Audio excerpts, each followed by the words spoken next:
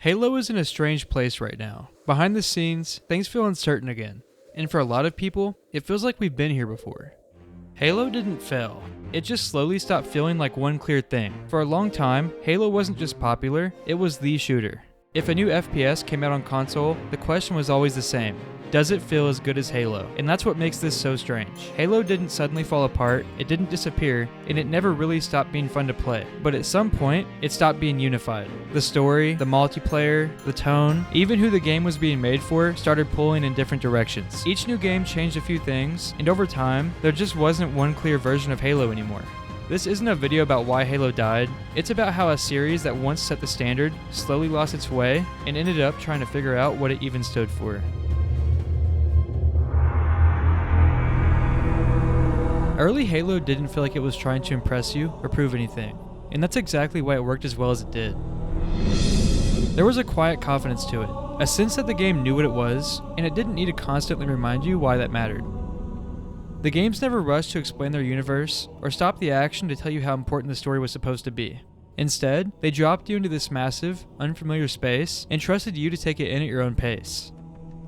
Whether that meant driving across empty terrain, standing still just to look at the sky, or slowly piecing together what the ring even was. That confidence showed up most clearly in its pacing. Halo was comfortable with silence, with wide open areas where nothing dramatic was happening, and with music that knew when to step forward and when to disappear. The first time you step onto the Halo ring in Combat Evolved, the game doesn't overwhelm you with information or context. It gives you skill, atmosphere, and a feeling, and lets your curiosity do the rest. And visually, Halo was clean and readable in a way that a lot of shooters stopped being later on. You could understand what was happening in a fight almost instantly, because enemies were distinct, weapons had clear silhouettes, and callers actually communicated gameplay information instead of just looking flashy. Nothing felt cluttered, and nothing was there without a reason.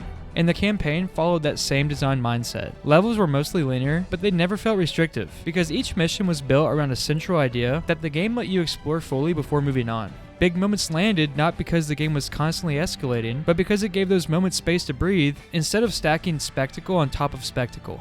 Combat itself had a natural rhythm to it that's hard to describe until you lose it. You'd enter an area, engage with enemies, adapt based on what weapons or vehicles were available, then have a brief moment to reset before moving forward. The weapons weren't designed to be perfectly balanced in a spreadsheet sense, they were designed to change how you thought about encounters. Whether that meant stripping shields with a plasma pistol, controlling space with a sniper, or turning a fight on its head with a vehicle. Multiplayer carried that same philosophy over almost perfectly, and the game didn't care about your rank, your playtime, or your unlocks. All that mattered was how well you understood the map, the sandbox, and the timing of power weapons. The matches evolved naturally based on player positioning and decision making, the actual skill of the player, not in what someone had equipped before the game even began. Movement, too, was intentional and grounded. Halo was never about this raw speed or constant motion, it was always about committing to your choices. Jumps mattered, positioning mattered. Winning a fight often came down to where you were standing and what tools you had access to, not just how fast you could react. The most important thing is that all of these elements were aligned. The tone with the art direction and the campaign structure, along with the multiplayer design, were all built around the same core idea of what Halo was supposed to feel like. Because of that clarity, Halo didn't just succeed, it became a reference point.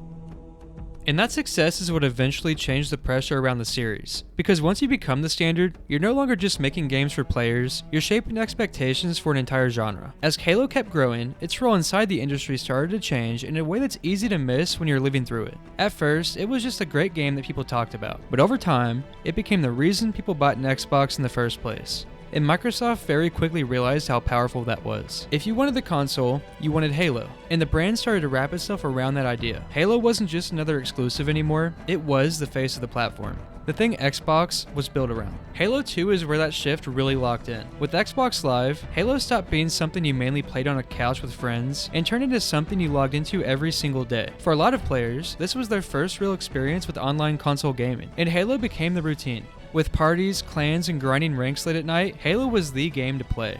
And that eventually fostered the competitive Halo scene, which became way bigger than the devs ever imagined. And all of that made Halo bigger than it had ever been before. But it also changed what was expected of it. If it's a big day for gamers, it's a million times bigger for Microsoft. Its Halo series is one of the most successful video game franchises in history. By the time Halo 3 released, Halo wasn't just setting the standard for console shooters anymore, it was holding up the entire Xbox platform. It was the game Microsoft pointed to when they talked about community, engagement, and the future of Xbox Live. And that mattered, because once Halo became Xbox's flagship, it stopped being judged purely as a game and started being judged as an ecosystem. Player retention mattered, engagement mattered, and scale mattered. Halo didn't just need to be fun, it needed to keep people playing. The core of Halo was still there, and the design philosophy hadn't been abandoned yet, but the pressure around this series had changed completely. It wasn't just about making something great anymore, it was about supporting an entire platform. And that's where things start to get complicated. You in that fight, Noble One. Noble One, come in. Noble One, do you read me? This is Sierra 259. You got Spartans on the ground, sir. We're not going anywhere. Halo Reach wasn't made because classic Halo had stopped working, and that's an important distinction. Bungie didn't sit down thinking they needed to fix something that was broken. They made Reach because they knew this was their last time working on the series. And instead of playing it completely safe, they decided to explore a completely different angle of what Halo could be. The shift is noticeable almost immediately in the tone. Reach is darker, heavier, and more grounded than anything that came before it. Instead of stepping into the armor of a legendary, almost mythic hero, you're just one soldier in a war that the game makes very clear you're going to lose. There's no illusion that everything will work out in the end, and that sense of inevitability hangs over the entire campaign. Armor looks bulkier and more utilitarian, environments feel rougher and less colorful, and the overall look trades some of Halo's clean, iconic style for something more militarized and subdued. It still looks like Halo, but it doesn't feel as timeless or instantly readable moment to moment. The campaign also puts a much stronger emphasis on characters. Noble Team isn't just there to move the plot forward, they're meant to matter, and the game wants you to feel the weight of losing them one by one. Instead of mystery and scale doing most of the storytelling, Reach leans into emotion, sacrifice, and the idea that survival itself is a temporary victory.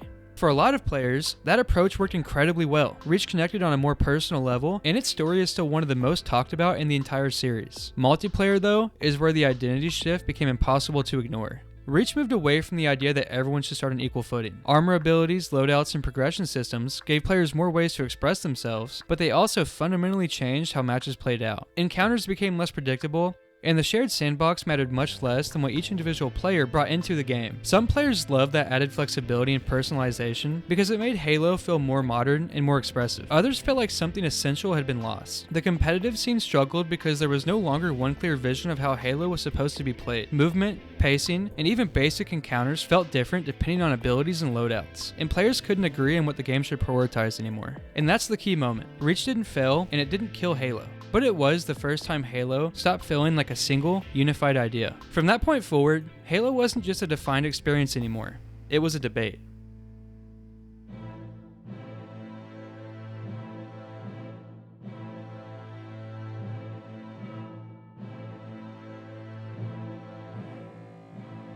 When Bungie stepped away from Halo, they didn't hand over a clean slate or a neatly wrapped legacy. What they left behind was one of the biggest franchises in gaming, loaded with expectations, history, and a fan base that was already split on what Halo was supposed to be. 343 Industries didn't get the luxury of starting fresh. They inherited Halo at its peak relevance, but also at its most fragile, because Reach had already proven that even small changes could fracture the community. At the same time, the industry had moved on. Shooter design was changing fast, and the rules that Halo helped write were no longer the rules everyone else was following. Players wanted Halo to feel modern, but also exactly like it used to. Those two expectations don't really coexist, and 343 had to navigate both from day one. On top of that, the expectations around shooters themselves had shifted. Progression systems were becoming standard. Players expected constant rewards, constant updates, and reasons to keep logging in beyond just enjoying the gameplay. Halo couldn't simply ignore those trends and pretend it was still 2007.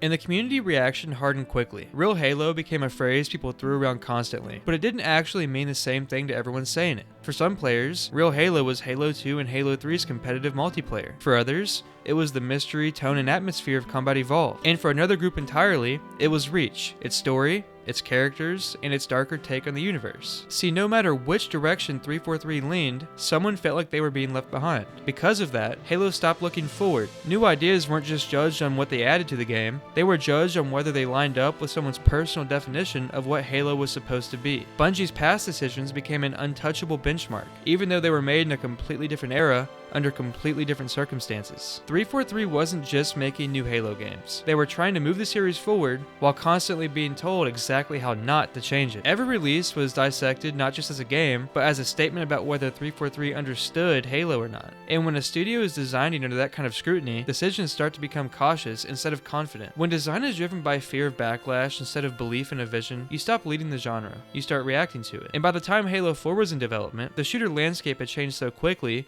that it barely resembled the world Halo originally helped define. Around 2011 and 2012, games like Call of Duty were dominating, and in comparison, Halo was starting to pick up an uncomfortable reputation. People were calling it slow, outdated, a dinosaur that refused to evolve. To outsiders, Halo didn't look timeless anymore.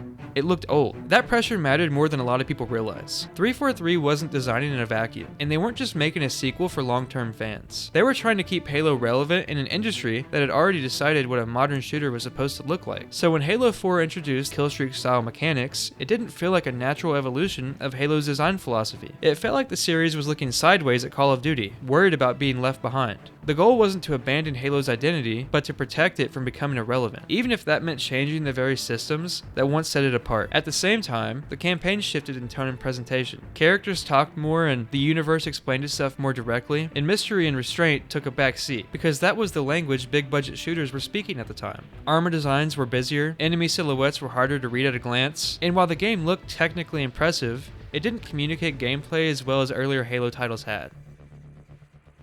And with Halo 5, they doubled down. Everything about Halo 5 was built around speed, balance, and competitive structure first, with the Halo's identity layered on afterward. Instead of evolving outward from Halo's original rule set, the series reshaped itself to match the games that were already winning the genre. They weren't careless decisions or misunderstandings of the franchise, they were defensive ones. Halo wasn't broken, but it was afraid of becoming irrelevant. And in trying so hard to keep up with the rest of the industry, it drifted away from the clear, confident identity that once made it stand out. Each system worked, each idea made sense on its own, but they were all ununified. Halo Infinite was framed as a reset, and for the first time in a long while, it really felt like 343 was trying to listen to everything at once. After years of criticism, the message was clear. This was supposed to be the Halo finding its way back to something familiar, without completely ignoring the modern industry it existed in. In some ways, that worked. Visually, Halo Infinite looked like Halo again. The armor was cleaner, the colors were brighter, and enemy silhouettes were readable in a way they hadn't been for years. At a glance, it felt like it belonged in the same lineage as the older games instead of standing awkwardly beside them. And the gameplay felt right too. Weapons had clear roles again, movement slowed just enough to bring positioning and map control back into focus, and for the first time since Halo 3, it actually felt like Halo was being played instead of a different shooter wearing Halo's skin. But the identity problems didn't disappear, they just shifted. The campaign moved to an open world structure, which brought back a sense of scale and freedom, but it also hurt Halo's pacing in a way that's hard to ignore. Instead of carefully crafted missions that built toward big, memorable moments, the experience became more spread out and less focused. There were strong ideas there, but they didn't always come together into something that stuck with you. Also, multiplayer had a much bigger disconnect. The gameplay felt like classic Halo, but the support around it felt nothing like Halo had ever been before. Infinite was built as a live service game, with the promise of regular updates, new maps, new modes, and steady evolution over time. That was the pitch. What we actually experienced were long stretches of silence, missing features at launch, and painfully slow content updates. Watching basic things, like simple color options, get blocked behind expensive shop bundles while players waited months for a single new map didn't just feel disappointing, it felt like priorities were backwards. Like the soul of the game was being filtered through a monetization spreadsheet instead of a creative vision. Months would pass with little to no meaningful additions. Fan favorite modes took far too long to arrive. Playlists changed constantly, sometimes removing modes people actually enjoyed. Instead of feeling like Halo was growing, it felt like it was stalling. And that hurt more than any balance issue ever could. When a live service game doesn't deliver updates, players don't just get bored, they lose trust. They stop checking in, and they stop waiting. And once that happens, it's incredibly hard to win them back. Progression only made things worse. Challenges mattered more than performance, customization felt slow and restrictive, and the sense of earning rewards through skill, something Halo had always done well, felt worse than Halo had ever been before. The result wasn't outrage, It was quiet. Players didn't leave because Infinite was terrible, they left because it felt unfinished and unsupported. Infinite didn't feel bad to play, it felt abandoned. Halo Infinite was trying to respect Halo's past while also copying the modern live service model, and it never fully committed to either. Instead of solving Halo's identity crisis, it put it on full display. By this point, no single version of Halo could possibly satisfy everyone, and that wasn't because the games had suddenly become bad, it was because different groups of players were looking for fundamentally different experiences from the same series. And none of those perspectives are wrong, but they can't all be done at the same time. So every new Halo game isn't just judged on whether it's good, it's judged on whether it matches someone's personal definition of what Halo is supposed to be. And that makes moving forward incredibly difficult, because Halo's problems were never just technical. Bugs can be patched, weapons can be rebalanced, and content can always be added later, but identity doesn't come from updates. It comes from a clear sense of direction that everything else is built around. Every decision fixed one problem, but created another. Halo's design problems were never just technical. They were cultural, and that's why they've been so difficult to solve. Bugs can be patched, weapons can be rebalanced, and content can always be added later. But identity doesn't just come from updates, it comes from a clear sense of direction that everything else is built around. Every decision fixes one problem and creates another. Unlike newer franchises that can reinvent themselves with a sequel or a fresh start, Halo can't escape its history. Its foundation isn't broken, it's fractured. Different pieces of its identity are pulling against each other, and no single choice can satisfy all of them at once. That's why progress has felt so slow. Halo doesn't need better technology or even better mechanics as much as it needs commitment. Until the series is willing to choose a clear lane and build everything around that vision, not the safest option, not the most nostalgic one, but a coherent one, it's always going to feel caught between eras. Halo isn't dead, and it isn't irrelevant, it's uncertain. And uncertainty is one of the hardest states for a long-running franchise to survive, because it prevents momentum and erodes confidence, both from the developers and the players. Halo still matters, and the fact that people are still arguing about it this passionately after all these years is proof of that. Very few game series manage to stay part of the conversation for this long, let alone inspire this much debate over what they should be. Halo didn't lose its identity overnight, it lost it slowly, as the story, the multiplayer, the art style, and the overall direction stopped moving together in a way they once did. Every era made choices that made sense in the moment, especially when you consider the pressure that the series was under and the industry it was trying to survive in. And even now, that uncertainty hasn't fully settled. Not just in the direction of the games, but behind the scenes as well. Reports of internal instability and ongoing issues suggest that Halo still isn't operating from a clear, unified vision, not just in what players experience,